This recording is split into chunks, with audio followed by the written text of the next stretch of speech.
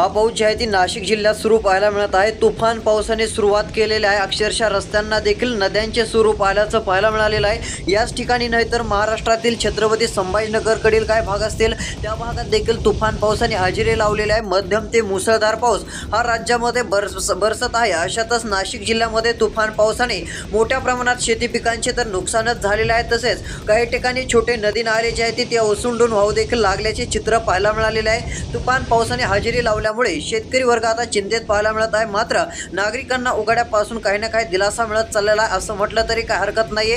पावसाचा जोर हा आजपासून बरेच दिवस अजून राहणार आहे। तसेच रोजची रोज पावसासंदर्भात अपडेट जाणून घेण्यासाठी चॅनलला आत्ता सबस्क्राईब करा, नोटिफिकेशन बेलला ऑलवरती टाका।